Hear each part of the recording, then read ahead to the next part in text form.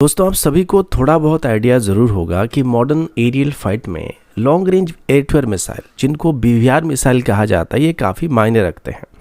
और जिसके पास जितनी ज़्यादा दूरी तक मार करने वाले मिसाइल होते हैं, वो दुश्मन के ऊपर उतनी आसानी से एयर सुपियोरिटी को मेंटेन कर सकते हैं, क्योंकि ऐसा होने पर दुश्मन के एयरक्राफ्ट के फायरिंग रेंज से बाहर रहकर ही हम उनके फाइटर जेट के ऊपर मिसाइल को फायर कर सकते हैं, जिसे वो डिफेंसिव जाने के लिए मजबूर हो सकते हैं या डिस्ट्रॉय भी हो जा सकते हैं। और जब भी दुनिया की सबसे बेहतरीन बीवीआर मिसाइल की बात आती है तो उसमें मीटियोर मिसाइल का नाम सबसे पहले आता है। और ये एक मेजर कारण था जिस वजह से भारत की तरफ से रफाल को सिलेक्ट किया गया था, क्योंकि मीटियोर मिसाइल को कुछ गिने चुने एयरक्राफ्ट ही फायर कर सकते हैं, जिसमें रफाल एक था। और ये दोनों सिस्टम भारत को मिलने के बाद भारत को चाइना और पाकिस्तान दोनों के खिलाफ बीवीआरएच मिलने वाली थी। और यहाँ तक पूरे यूरोपियन कंसोर्टियम की तरफ से भारत को सपोर्ट किया जा रहा था, जो कि अच्छी बात थी। लेकिन आज हम कुछ ऐसे टॉपिक पर बात करने वाले हैं जो शायद आपको सोचने पर मजबूर कर देगा कि क्या यूरोप डुअल स्टैंडर्ड मेंटेन कर रहा है और अपने डुअल स्टैंडर्ड के जरिए भारत के फाइटर जेट प्रोग्राम का फायदा उठाने की या मैनिपुलेट करने की कोशिश कर रहा है, या फिर क्या यूरोप अपने डबल स्टैंडर्ड का इस्तेमाल करके भारत को प्रेशर में डालने की कोशिश कर रहा है और इसके पीछे मीटियोर मिसाइल का बहुत बड़ा रोल है। और सबसे बड़ी बात यह कि क्या भारत के Su-30MK और फ्यूचर एयरक्राफ्ट जैसे कि तेजस Mk2 रफाल से बेहतर वेपन पैकेज को कैरी कर सकते हैं। चलिए इस पूरे मैटर को डिटेल में समझते हैं। सबसे पहले चलिए बात करते हैं मीटियोर मिसाइल की। ये दुनिया की सबसे advance long range air missile में से एक है। बियॉन्ड विजुअल रेंज यानी कि वीवीआर कैपेबिलिटी की वजह से ये गेम चेंजर माना जाता है। इस मिसाइल में एक्टिव रडार होमिंग और रैमजेट प्रोपल्शन सिस्टम का इस्तेमाल किया गया, जो इसे एक्सटेंडेड रेंज और हाई स्पीड का कॉम्बिनेशन देता है। और इसी वजह से ये टर्मिनल फेज में भी एनर्जी को ब्लीड नहीं करता है, जिस वजह से इसका नो एस्केप जोन दुनिया की किसी भी वीवीआर मिसाइल के मुकाबले काफ़ी ज़्यादा है, जो कि ऑलमोस्ट 60 किलोमीटर है, उससे भी ज़्यादा है। यानी कि अगर इसे 60 किलोमीटर की डिस्टेंस से दुश्मन पर फायर किया गया तो दुश्मन कितना भी कोशिश कर ले, मिसाइल को आउटरन नहीं कर पाएगा। और इसी वजह से इसका डिमांड काफ़ी ज़्यादा है और भारत की तरफ से इसे एक्वायर करने की कोशिश किया जा रहा है। लेकिन अभी के लिए अगर इस मिसाइल को किसी एयरक्राफ्ट से हम इस्तेमाल कर सकते हैं तो वो रफाल है। और कुल मिलाकर हमारे पास बस 36 रफाल है, जिनमें से 18 अंबाला एयरबेस में डिप्लॉयड हैं और 18 हजीमारा एयरबेस में डिप्लॉय किए गए हैं। तो किसी भी जंग जैसे हालात में हमेशा रफाल एयर में नहीं रह सकते, क्योंकि बहुत ही लिमिटेड नंबर में हमारे पास रफाल मौजूद है। तो हमारे पास मीटियोर मिसाइल होने के बावजूद भी फुल स्केल की लड़ाई में हम इसका ऑप्टिमल इस्तेमाल नहीं कर पाएंगे। इसी वजह से इंडियन एयरफोर्स की तरफ से अपनी एग्जिस्टिंग एयरक्राफ्ट में भी मीटियोर मिसाइल को इंटीग्रेट करने का प्रपोजल MBD के पास सबमिट किया गया था, जिसमें Su-30MKI, तेजस Mk1 और तेजस Mk2 जैसे एयरक्राफ्ट में मीटियोर मिसाइल को इंटीग्रेट करने का प्रस्ताव दिया गया था। पर तब MBDA की तरफ से कहकर इस बात से इनकार कर दिया गया था कि वो रशियन और इजरायली रडार के साथ मीटियोर मिसाइल को इंटीग्रेट नहीं कर सकते हैं। लेकिन अगर तेजस में या सुखोई में इंडियन रडार का इस्तेमाल किया जाएगा तो हम मीटियोर मिसाइल को इसमें इंटीग्रेट करने की परमिशन दे सकते हैं, क्योंकि अभी Su-30MK में जो एवियोनिक्स हैं वो मोस्टली फ्रेंच ओरिजिन से हैं। बस इसका रडार और मिशन कंप्यूटर रशियन ओरिजिन से है। तो अगर इसको उत्तम ऐसा रडार से या विरूपक्ष रडार से रिप्लेस कर दिया जाएगा और इसमें एक इंडियन ओरिजिन मिशन कंप्यूटर को इंस्टॉल किया जाएगा तो मीटियोर मिसाइल को Su-30MK में इंटीग्रेट करने के बारे में सोचा जा सकता है, ऐसा MBDA की तरफ से कहा गया था। लेकिन अभी MBDA की तरफ से इस बात से भी पीछे हटने का फैसला किया जा रहा है कि नहीं, हम कोई भी रशियन ओरिजिन एयरक्राफ्ट के साथ या इंडियन जेट में मीटियोर मिसाइल को इंटीग्रेट करने की परमिशन नहीं देने वाले हैं, जिसमें तेजस मार्क 1 और मार्क 2 जैसे एयरक्राफ्ट भी शामिल है। यहाँ तक भी बात बिल्कुल सही थी कि चलो वो अपनी मिसाइल को किसी नॉन यूरोपियन ओरिजिन रडार के साथ इंटीग्रेट करना नहीं चाहते, लेकिन भारत की तरफ से मिराज 2000 में भी मीटियोर मिसाइल को इंटीग्रेट करने का रिक्वेस्ट किया गया था और इस बात पर भी MBDA की तरफ से इनकार कर दिया गया था, जबकि मिराज 2000 प्योरली एक फ्रेंच ओरिजिन एयरक्राफ्ट है और उनको ये बात पता है कि अभी भारत के पास 50 के आसपास मिराज 2000 मौजूद है। तो अगर मिराज 2000 में भी मीटियोर मिसाइल को इंटीग्रेट करने के लिए परमिशन दे दिया जाएगा तो भारत के पास मीटियोर मिसाइल को लॉन्च करने के लिए 4 से 5 स्क्वाड्रन एयरक्राफ्ट हो जाएंगे, जो कि किसी भी फुल स्केल की लड़ाई में भारत को काफ़ी मदद कर सकते हैं। लेकिन उन्होंने ऐसा नहीं किया है।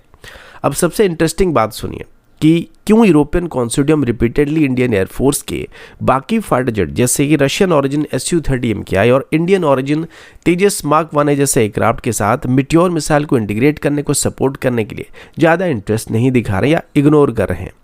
क्योंकि उनका एम है कि मिट्योर मिसाइल को एक यूनिक सेलिंग प्रोपोजिशन या यूएसपी बनाकर अपने यूरोपियन फाइटर जेट जैसे कि रफाल, ग्रिपेन और यूरोफाइटर टाइफून को प्रमोट किया जाए, जो अभी के इंडियन एयरफोर्स के मल्टी रोल कॉम्बैट एयरक्राफ्ट की टेंडर में कम्पीट कर रहे हैं। इसका मतलब ये कि अगर भारत को मिट्योर मिसाइल का फुल पोटेंशियल इस्तेमाल करना होगा तो यूरोपियन जेट को खरीदना पड़ेगा। ये एक स्ट्रेटेजिक मूव है जो कंपटीशन में यूरोपियन जेट को बाकी किसी कंपटीटर के मुकाबले एडवांटेजेस दिलाने वाले। और अगर भारत को मिट्योर मिसाइल चाहिए तो भारत को रफाल, ग्रिपेन और यूरोफाइटर में से किसी एक को वहां पे सिलेक्ट करना पड़ेगा। तो वो एक तरीके से यहाँ पर एक डुअल गेम खेल रहे हैं। पहला वो मिट्योर मिसाइल को यूएसपी बनाकर बाकी कंटेंडर को रेस से पीछे धकेल रहे हैं और भारत को अपनी बाकी एयरक्राफ्ट में मिट्योर मिसाइल को इंटीग्रेट करने के लिए परमिशन ना देकर और ज्यादा यूरोपियन फाइटर जेट को खरीदने के लिए इनडायरेक्टली मजबूर कर रहे हैं। अब सवाल ये कि इस मूव का भारत की एयरफोर्स के ऊपर क्या असर पड़ सकता है। अगर मिट्योर मिसाइल सिर्फ यूरोपियन प्लेटफॉर्म तक ही लिमिटेड रहेगी तो इसका मतलब ये है कि इंडियन एयरफोर्स अपने इंडिजिनस या रशियन ऑरिजिन जेट्स को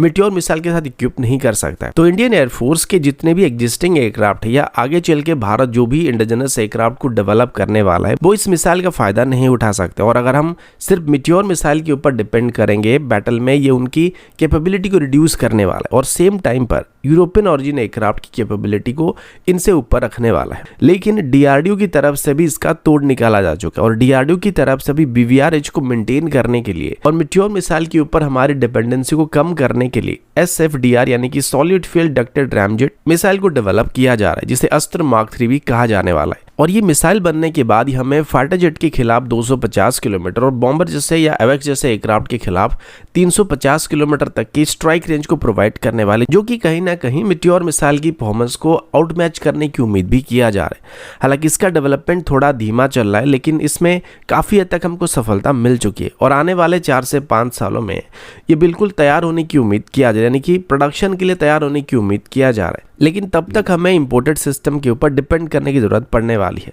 और इसी का अभी एमबीडीए की तरफ से फायदा उठाने की कोशिश किया जा रहा है। ऐसे में यूरोपियन कंसोर्टियम का ये मूव ना केवल एक स्ट्रेटेजिक मूव है बल्कि कॉम्प्लेक्स सिचुएशन को भी क्रिएट करता है। क्या भारत के डिसीजन मेकर इस बात का समाधान निकालेंगे या डीआरडीओ अपने इंडिजिनस सोल्यूशन को जल्दी ही रेडी करेगा, ये वक्त आने पर ही पता चलने वाली है। इसके अलावा अगर हम इंडियन एयरफोर्स की SU-30 MKI और तेजस मार्क 1 या मार्क 2 जैसे एयरक्राफ्ट की बात करें तो ये भी रफाल और यूरोफाइटर या ग्रिपेन ई जैसे एयरक्राफ्ट से ज़्यादा पीछे नहीं है। अगर हम भारत के SU-30 MKI की बात करें तो ये एक ट्रूली मल्टी रोल एयरक्राफ्ट है। ये जेट पहले से ही ब्रह्मोस से क्रूज मिसाइल को R-77 या अस्त्र सीरीज की BVR मिसाइल को कैरी कर सकता है, जो कि हालांकि वर्तमान के लिए BVR सेगमेंट में रफाल की मिट्योर मिसाइल से थोड़ा पीछे चल रहा है, लेकिन ब्रह्मोस मिसाइल इसको लैंड अटैक रोल में या एंटी शिप रोल में रफाल की स्कैल्प मिसाइल के मुकाबले कई गुना बेहतर पोजीशन देने वाला है। इसके अलावा अस्त्र मार्क 2 और मार्क 3 जैसे मिसाइल आने के बाद SU-30 MKI super Sukhoi almost unstoppable बनने वाली है। रफाल की स्कैल्प मिसाइल की बात करें तो ये एक सबसोनिक क्रूज मिसाइल है जो ब्रह्मोस ए के कंपैरिजन में स्लोअर और कम पावरफुल है,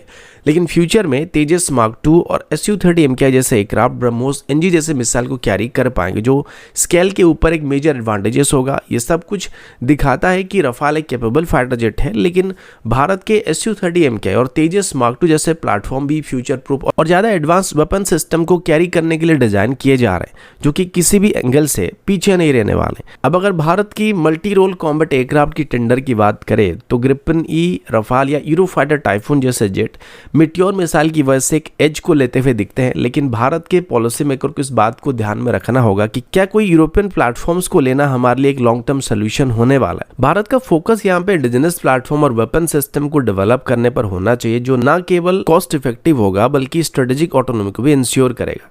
अगर यूरोपियन कंसोर्टियम यहाँ पर मिट्योर मिसाइल की वजह से भारत के लिए थोड़ा रिस्ट्रिक्टिव है तो डीआरडीओ के अस्त्र मार्क 3 जैसे मिसाइल प्रोग्राम को फर्स्ट ट्रैक मोड में डेवलप करना हमारे ज्यादा जरूरत बन जाता है। तो दोस्तों ये कहानी सिर्फ एक मिसाइल की नहीं बल्कि भारत की डिफेंस स्ट्रेटेजी और सॉवरेनिटी को लेके यूरोपियन कंसोर्टियम का मिट्योर मिसाइल को एक्सक्लूसिव बनाकर रखना भारत के लिए एक चैलेंज को क्रिएट कर रहा है। लेकिन SU-30 MKI और तेजस मार्क 2 जैसे प्लेटफॉर्म्स रफाल से भी बेहतर बन सकते हैं अगर इनको राइट वेपन से इक्विप किया जाएगा।